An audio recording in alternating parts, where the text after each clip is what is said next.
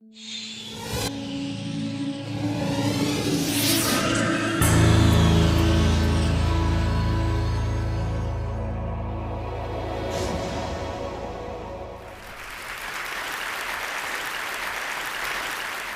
I want to start by offering you a free, no-tech life hack.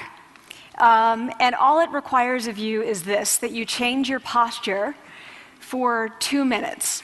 But before I give it away, I want to ask you to right now do a little audit of your body and what you're doing with your body. So how many of you are sort of making yourself smaller? Maybe you're hunching, crossing your legs, maybe wrapping your ankles. Sometimes we hold on to our arms like this.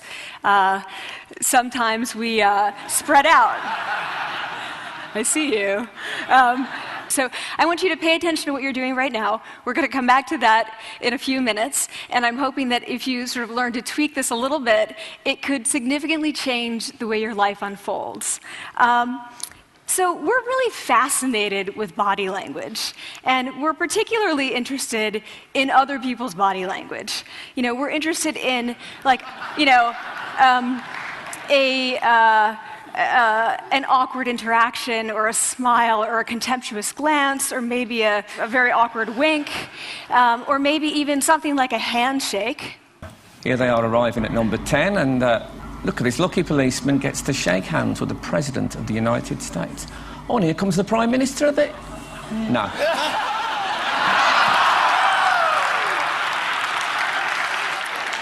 So a handshake, or the lack of a handshake, can have us talking for weeks and weeks and weeks, even the BBC and the New York Times.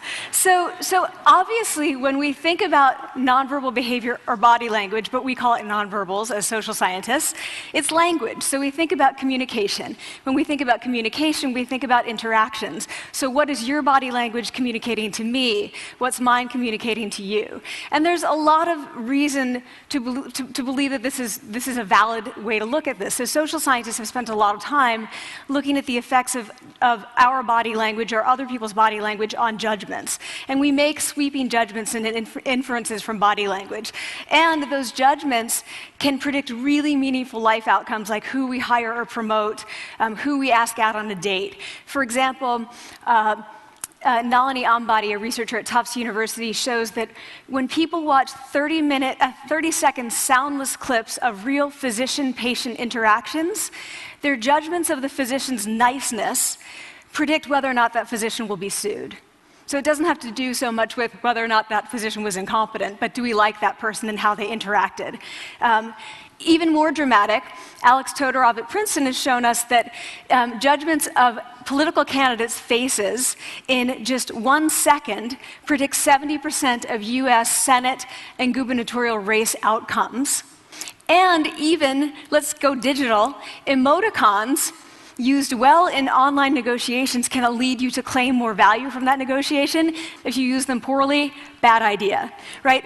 So when we think of nonverbals, we think of how we judge others, how they judge us, and what the outcomes are.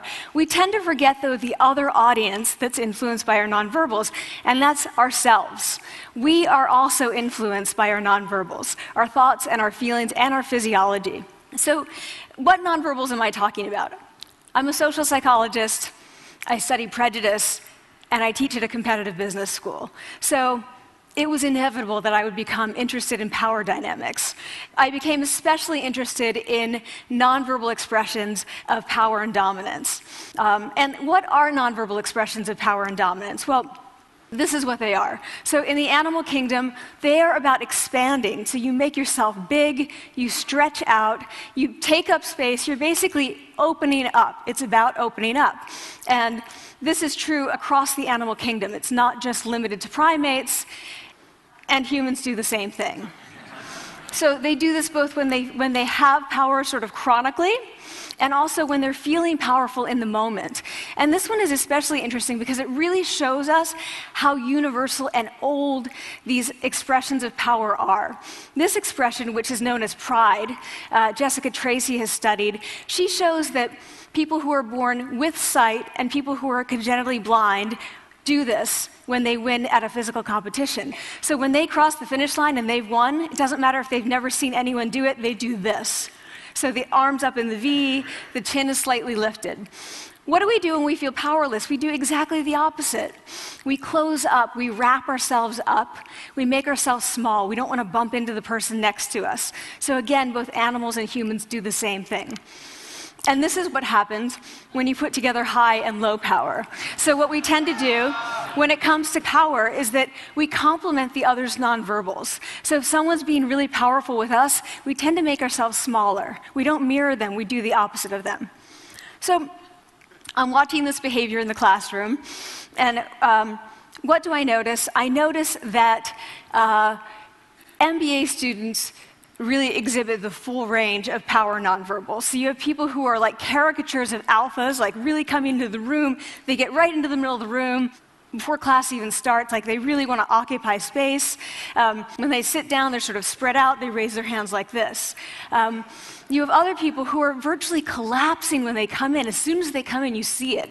You see it on their faces and their bodies, and they sit in their chair and they make themselves tiny, and they go like this when they raise their hand. I noticed a couple things about this. One, you're not going to be surprised. It seems to be related to gender. So women are much more likely to do this kind of thing than men. Women feel chronically less powerful than men, so this is not surprising.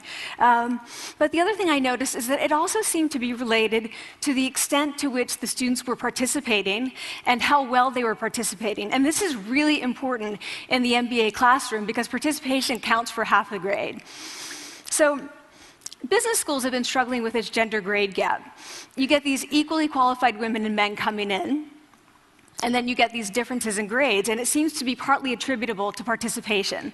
So I started to wonder, okay, so you have these people coming in like this, and they're participating. Is it possible that we could get people to fake it, and would it lead them to participate more? So my main collaborator, Dana Carney, who's at Berkeley, and I really wanted to know, can you fake it till you make it? Like, can you do this just for a little while and actually experience a behavioral outcome that makes you seem more powerful?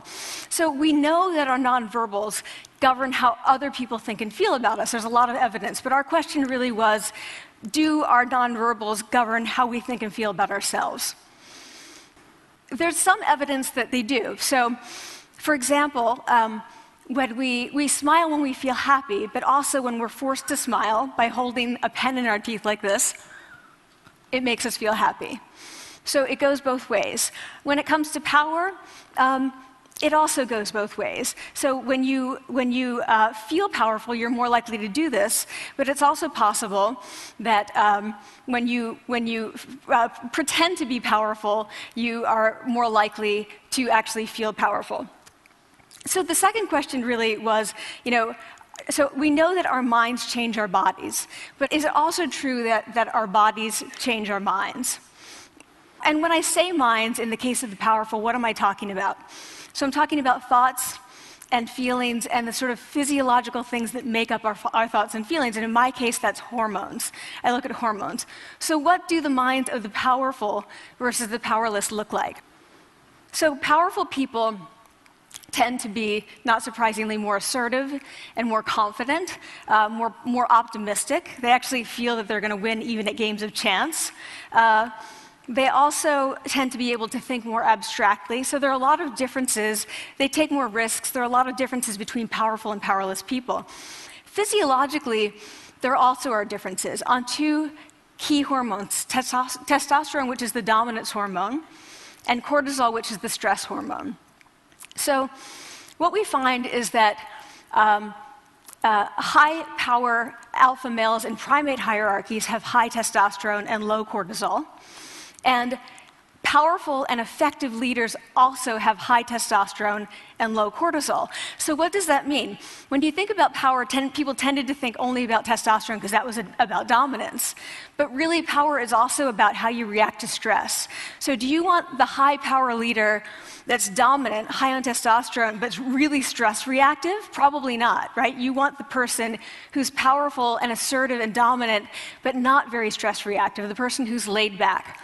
So we know that in primate hierarchies, if an alpha needs to take over, if an individual needs to take over an alpha role sort of suddenly, within a few days, that individual's testosterone has gone up significantly and his cortisol has dropped significantly. So we have this evidence, both that the body can shape the mind, at least at the facial level, and also that role changes can shape the mind. So what happens, okay, you take a role change, what happens if you do that at a really minimal level, like this tiny manipulation, this tiny intervention? For 2 minutes you say, I want you to stand like this, and it's going to make you feel more powerful. So this is what we did. We decided to bring people into the lab and run a little experiment.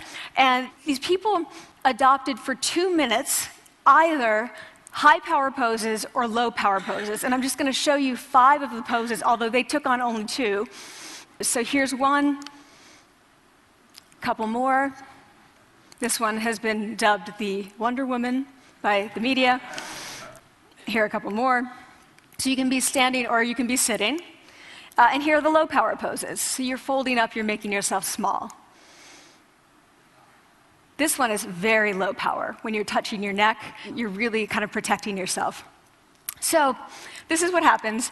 They come in, they spit into a vial.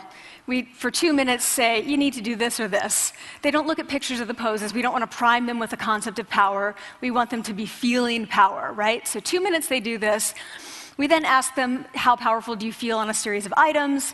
And then we give them an opportunity to gamble. And then we take another saliva sample. That's it. That's the whole experiment. So this is what we find. Risk tolerance, which is the gambling. What we find is that when you're in the high power pose condition, 86% of you will gamble. When you're in the low power pose condition, only 60%. And that's a pretty whopping significant difference. Here's what we find on testosterone. From their baseline when they come in, high power people experience about a 20% increase, and low power people experience about a 10% decrease. So again, 2 minutes and you get these changes. Here's what you get on cortisol. High power people experience about a 25% decrease, and the low power people experience about a 15% increase. So 2 minutes lead to these hormonal changes that configure your brain to basically be either assertive, confident, and comfortable, or really stress reactive, and feeling sort of shut down. And we've all had that feeling, right? So it seems that our nonverbals do govern how we think and feel about ourselves. So it's not just others, but it's also ourselves. Also, our bodies change our minds. But the next question, of course, is, can power posing for a few minutes really change your life in meaningful ways? So this is in the lab, it's this little task, it's just a couple of minutes. Where can you actually apply this, which we cared about, of course. And so we think it's really what matters, where you want to use this is evaluative situations, like social threat situations. Where are you being evaluated? Either by your friends, like for teenagers, it's at the lunchroom table. It could be, for some people, it's speaking at a school board meeting. It might be giving a pitch, or giving a talk like this, or doing a job interview. We decided that the one that most people could relate to, because most people had been through, was the job interview. So we published these findings, and the media are all over it, and they say, okay, so this is what you do when you go in for the job interview, right? So we were, of course, horrified and said, oh my God, no, that's not what we meant at all, for numerous reasons. No, don't do that. Again, this is not about you talking to other people, it's you talking to yourself. What do you do before you go into a job interview? You do this. Right? You're sitting down, you're looking at your iPhone or your Android, not trying to leave anyone out.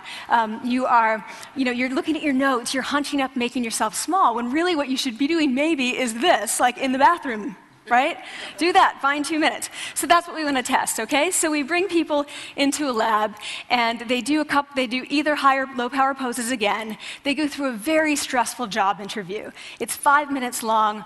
They are being recorded, they're being judged also, and the judges are trained to give no nonverbal feedback. So they look like this. Like, imagine this is the person interviewing you. So for 5 minutes, nothing. And this is worse than being heckled. People hate this. It's what Marianne LaFrance calls standing in social quicksand. So this really spikes your cortisol. So this is the job interview we put them through, because we really wanted to see what happened. We then have these coders look at these tapes, 4 of them. They're blind to the hypothesis, they're blind to the conditions. They have no idea who's been posing in what pose. And they end up looking at these sets of tapes and they say, oh, we want to hire these people, all the high power posers. We don't want to hire these people. We also evaluate these people much more positively overall. But what's driving it? It's not about the content of the speech. It's about the presence that they're bringing to the speech. We also, because we rate them on all these variables related to sort of competence, like how well structured is the speech? How good is it? What are their qualifications? No effect on those things. This is what's affected, these kinds of things. People are bringing their true selves, basically. They're bringing themselves. They bring their ideas, but as themselves, with no residue over them. So this is what's driving the effect or mediating the effect. So when I tell people about this, that our bodies change our minds and our minds can change our behavior and our behavior can change our outcomes, they say to me, it feels fake, right? So I said fake it till you make it. Like, it's not me. Like, I don't want to get there and then still feel like a fraud. I don't want to feel like an imposter. I don't want to get there only to feel like I'm not supposed to be here. And that really resonated with me because I want to tell you a little story about being an imposter and feeling like I'm not supposed to be here. When I was 19, I was in a really bad car accident. I was thrown out of a car, rolled several times. I was thrown from the car, and I woke up in a head injury rehab ward. And I had been withdrawn from college, and I learned that my IQ had dropped by 2 standard deviations, which was very traumatic. I knew my IQ because I had identified with being smart, and I had been called gifted as a child. So I'm taken out of college. I keep trying to go back. They say, you're not going to finish college. Like, just, there are other things for you to do, but that's not going to work out for you. So I really struggled with this. And I have to say, having your identity taken from you, your core identity, and for me it was being smart, having that taken from you, there's nothing that leaves you feeling more powerless than that. So I felt entirely powerless. I worked and worked and worked, and I got lucky and worked and got lucky and worked. Eventually I graduated from college. It took me 4 years longer than my peers. And I convinced someone, my angel advisor, Susan Fisk, to take me on. And so I ended up at Princeton, and I was like, I am not supposed to be here. I am an imposter. And the night before my first year talk, and the first year talk at Princeton is a 20-minute talk to 20 people. That's it. I was so afraid of being found out the next day that I called her and said, I'm quitting. She was like, you are not quitting, because I took a gamble on you and you're staying. You're going to stay, and this is what you're going to do. You're going to fake it. You're going to do every talk that you ever get asked to do. You're just going to do it and do it and do it, even if you're terrified and just paralyzed and having an out-of-body experience, until you have this moment where you say, oh my gosh, I'm doing it. Like, I have become this. I am actually doing this. So that's what I did. 5 years in grad school. A few years, I'm at Northwestern. I moved to Harvard. I'm at Harvard. I'm not really thinking about it anymore, but for a long time I had been thinking, not supposed to be here, not supposed to be here. So at the end of my first year at Harvard, a student who had not talked in class the entire semester, who I had said, look, you got to participate or else you're going to fail, came into my office. I really didn't know her at all. And she came in totally defeated, and she said, I'm not supposed to be here.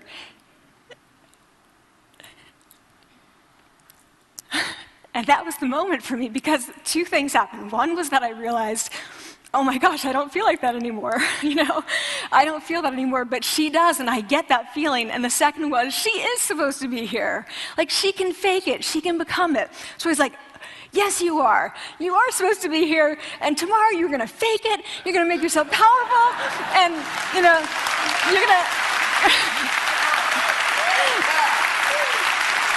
and you're going to go into the classroom, and you are going to give the best comment ever. And she gave the best comment ever. And people turned around, they were like, oh my God, I didn't even notice her sitting there, She comes back to me months later, and I realized that she had not just faked it till she made it, she had actually faked it till she became it. So she had changed. And so I want to say to you, don't fake it till you make it. Fake it till you become it. It's not do it enough until you actually become it and internalize. The last thing I want to leave you with is this. Tiny tweaks can lead to big changes. So this is 2 minutes. 2 minutes, 2 minutes, 2 minutes. Before you go into the next stressful evaluative situation, for 2 minutes, try doing this in the elevator, in a bathroom stall, at your desk behind closed doors. That's what you want to do. Configure your brain to cope the best in that situation. Get your testosterone up, get your cortisol down. Don't leave that situation feeling like, oh, I didn't show them who I am. Leave that situation feeling like, oh, I really feel like I got to say who I am and show who I am. So I want to ask you first, both to try power posing, and also I want to ask you to share this science, because this is simple. I don't have ego involved in this.